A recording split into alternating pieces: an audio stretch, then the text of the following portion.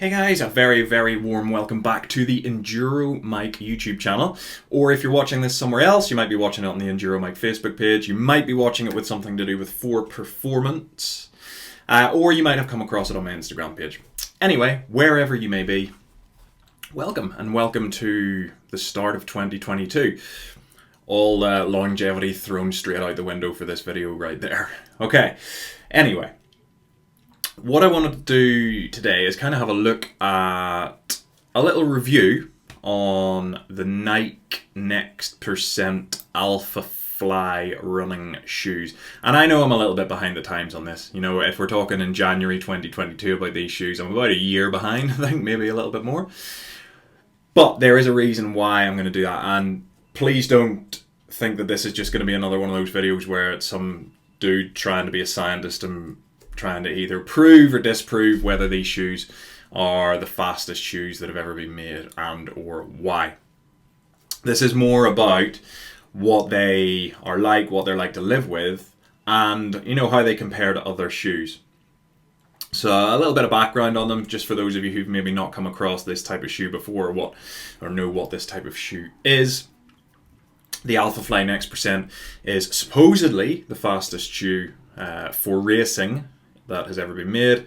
It set a world record last year under Eliud Kipchoge. Whether that's recognized or not is a debate that you can have at another time. But they have kind of been setting the racing world on fire for quite a while now, I suppose. If you have a look at any race pictures from any races that are sort of 10k or above, you will see lots and lots of these shoes. So the marketing department on them specifically, I suppose, has done very well in getting them promoted. The idea behind them is that, to put it at its most simple, put a carbon fiber plate into the sole and you mess around with how the sole is sprung. So looking at where you put air in the sole and where you put foam, etc. And you can kind of try to recycle some of the energy that is lost in the contact with the ground between your body and the ground. That's kind of how it works.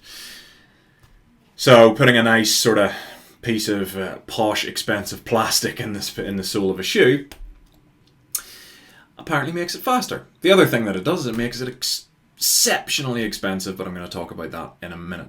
So just for background, these are not the first pair of carbon plated shoes I have had. These are my old ones, which are a pair of Nike Fly 3s, which granted are not racing shoes. These are marketed as being fast training shoes.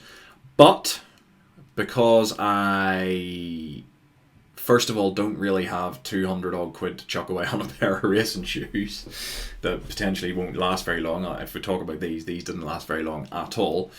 I didn't go for Vaporflies as they were back then or Alphaflies at the moment. So I do have experience of running and racing in carbon plated shoes from these ones. The plan for this video is to compare what the Alphaflies and the Fly 3s are like. Okay. The reason why I'm doing this video now, just for the sake of clarity, is that Nike had a wicked sale on over the end of December, and the Vaporflies, or the Alphaflies, sorry, were reduced by 50%. So instead of being 260 quid, which is a ridiculous amount of money to pay for a pair of training shoes, yeah, they were reduced to about 130, which is my limit for buying running shoes, if I'm honest. Not so much these cost. Anyway, right, let's get into it. I'm going to start off just by getting them opened up and having a little bit of a look at them. Let's go and have a look at that right now.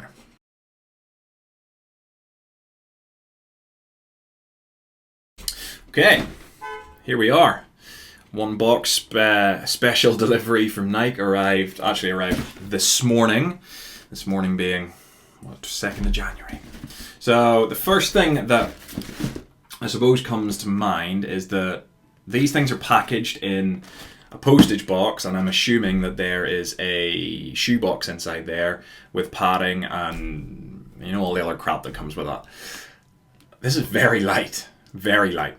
This whole package seems, I haven't weighed them, but seems to be similar to just a pair of these. So I'm assuming that these shoes are going to be very, very light. So let's get them open and have a look. I've never actually held a pair of these before. I've never worn a pair. I've never, you know, I've seen a pair in the flesh, but I've never actually played with them. So this is going to be a new one for me. Alright, so first up, we got a white box. A little bit different. Usually Nike stuff comes in a red box. White box here. Obviously to highlight that these are special. Anyway, so we'll open this up. These are size 9s. I am a size 9 in shoes. What do we got here? Oh, nice. So a little... That's where your 200 odd quid's go in there. You get a nice special little bag for them. Happy days. I'll keep them nice and, I don't know, bagged. And here we go. Alright, one Nike Alphafly. First reaction, these are ugly shoes.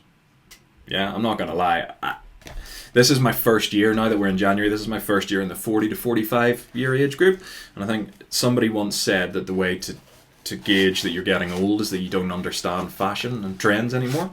One of the things that I've not understood for a while is this whole obsession with big ass, ugly looking trainers that you see people wandering around in the fashion world, not in the sports world.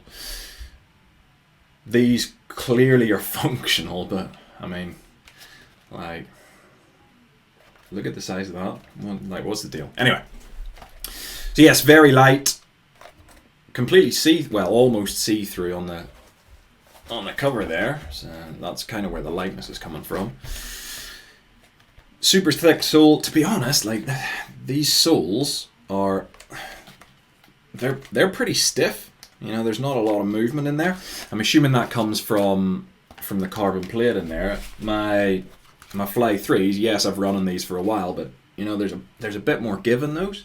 I assume that's the difference between a training shoe that you're meant to do, I suppose, a little bit more time in, and a racing shoe, which is only really designed for racing in. So some cool little details. You've got measured in the lab, verified by world-class runners there on the heel. I don't know whether you guys can see that. It's probably not going to focus on it because I'm using a indoor camera. I like the little zoom air bubbles. I'm kind of a little bit retro in that I used to like a pair of Air Max back in the day and you had the little bubble in them. So that's kind of nice. Color-wise, to be fair, I actually quite like the colors of them.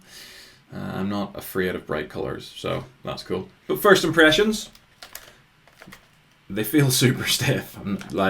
I've got cycling shoes that have more give in them than these.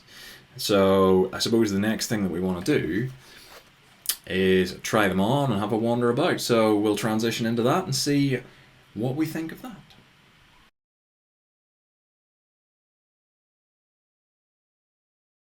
Alright, so what do these things run like? Well, as you can probably hear, or hopefully you can hear, they're pretty noisy. There's a lot of traffic about. They feel very, very, very weird in that they just feel really unstable, I think is the word for it. They do and they don't. I think that comes from the fact that you've got a little bit of cushioning over the carbon plate and then a whole load of other cushioning underneath it to make it springy. But it's very, very strange feeling. I'm sure I'll get used to it. I feel like a bit of a weirdo filming myself while I'm running. And I'm using my iPhone, which is why it's probably a little bit bouncy, because I hate carrying other stuff. Anyway. But, you know, I suppose they do feel really light, they do feel fast. As I said before, this isn't really a video about whether they're fast or not. There's plenty of other videos out there that cover that. It's more my opinion on them. They're pretty nice to run in. So I'm going to finish off this little 30-minute run. It's my first run since I got put under house arrest for COVID, so it's kind of enjoyable. Just a 30-minute ease back into the situation job. We'll have a look and see if we can get some stats after, maybe. But I'm going to knock this on the head now, and then we'll go to a conclusion. Bye-bye.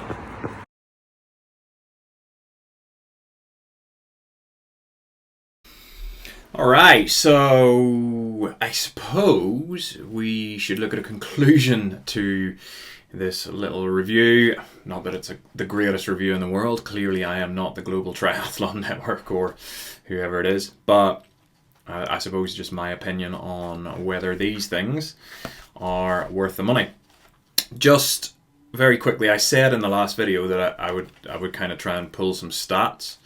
So on the screen somewhere right now should be my stats from the run on Wednesday. It's now Friday. It's taken me a couple of days to do this, but my run on Wednesday versus the same run that I did on day after Boxing Day. It's December 27th.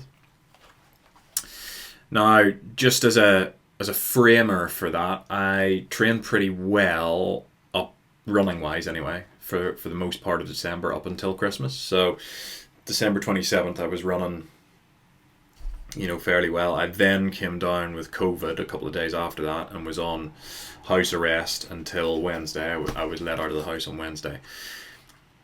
So if we have a look, I mean, clearly this isn't a scientific test. It's just an observation of what we had. So the two sessions were a 30-minute recovery run, fairly easy, nothing too exciting, nothing too hard. Zone 1, maybe bottom end zone 2. You can see that it's exactly the same route, 6.17 kilometers, 6.16 kilometers, and weirdly, it took me exactly the same amount of time. I'd only just noticed that. But I think that the interesting bit is, and this is just me surmising, so please don't tear me apart in the comments and saying that, whatever. It's just me looking at data and kind of noticing little things. So if we have a look here, you can see, so this is the December one when I should have been fitter because I hadn't just had COVID and I hadn't been sick and, I hadn't done nothing for pretty much 10 days. If we have a look at the average pace versus the average heart rate, we know that the average pace is going to be about the same because the time is the same and the distance is the same. So the average pace is 4:45 per kilometre on both of them. But if you have a look at the heart rate, the average heart rate on December 27th, when I should have been fitter, was 163 versus 161 on January 5th. So the only difference really between the two of those days is that on December the 27th I was wearing my lovely Christmas present from my wife, which was a new pair of Nike Pegasus 38s, training shoes, obviously, no carbon plates or whatever. And on January the 5th I was wearing these. So having a heart rate of 161 on the same route at the same pace, when realistically coming back from being sick and not having done very much for sort of 10 days, you would expect my heart rate average to be higher on this one as opposed to the December one. So to my mind, that tells me that certainly these are a more efficient shoe than a Nike Pegasus, but I don't think you need to be a scientist to figure that out. It would be interesting to do the same run on my Fly 3s and see what the difference is in the Fly 3s. I'm going to put that down there because I'm going to be waving it around. But I'm not going to do that. So my conclusion on those, obviously I've not had a chance to race in them, I've not had a chance to do anything other than just a kind of a recovery run in them, is that yes, they do seem fast, yes, they are very, very light. They are strange to run in, and I think anybody who has owned a pair of these will probably concur. I've asked a couple of people what they think, and that tends to be the general feeling, is that they're a strange shoe. I do have a concern with them, and this is me putting my sports massage hat on. I think that unless you've got very good biomechanics and or you're very strong, I think doing any kind of significant mileage in those would probably put you at risk of an injury just because of the way that they ride. I think that if your running mechanics lean towards whether having a dropping inwards or outwards of the knees or having an instability around your ankles, that will get magnified a lot by those. And I also think that if you are a heel striking runner, I'm a forefoot striking runner, that will make it worse, because when you land on the heel of those Alphaflys, it's really unstable because of the way that they're structured, or it feels that way to me anyway. So that's in terms of a conclusion around the ride and what they feel like. I might, put a follow-up. I've got a race in 2 weeks' time. I might put a follow-up after that race and just see how the race goes in them and see what I feel like running fast in them rather than doing a recovery run, because I know that they're designed for running fast. They're not designed for a recovery run. I just did that because it was something that I could do at that point in time and get something comparable. Would I buy a pair at full price? Is an interesting question. My answer to that is probably going to be no. I just wouldn't spend £260 on a pair of running shoes. I'm sorry.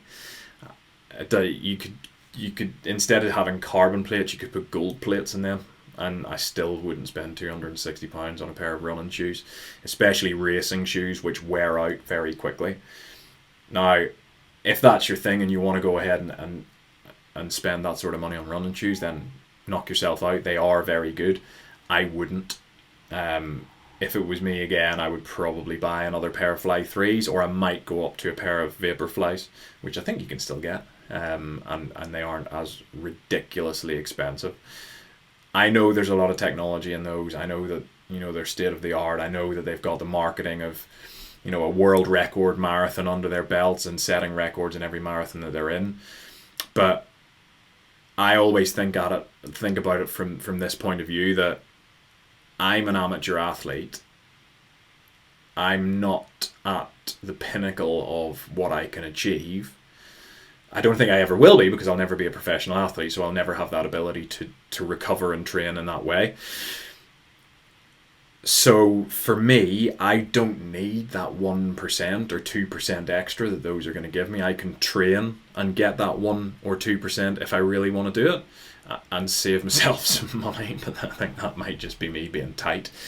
But I might do a follow-up anyway. As I hope that you've kind of enjoyed this. It might be a review that's a little bit out of the ordinary from what people do about those Alphaflys, and I 100% will agree if anybody says that all it is personal opinion. Realistically, any review that you read, whether that's in a magazine or on a YouTube channel or on someone's blog, is personal opinion. My personal opinion is, yes, they're very fast, I think. They feel strange. They don't look that nice. I wouldn't spend the money on them, but they do seem to be a leap forward in running technology, so they certainly do have a place. And if you're the type of person that likes, the latest tech and likes to spend money on triathlon kit, and let's be honest, the majority of triathletes fit that bill, then 100% go and get yourself a pair and see how you get on with them. Right, hopefully you've enjoyed that. If you did, please like it, share it with people. If you want them to send me some abuse, or that you want to agree with me, comment if you have anything to say about this video. And if you haven't done already, please like and subscribe. I think I said that already. Anyway, that's it from me. Thank you for watching. Hope you enjoyed it. My name's Michael. See you later.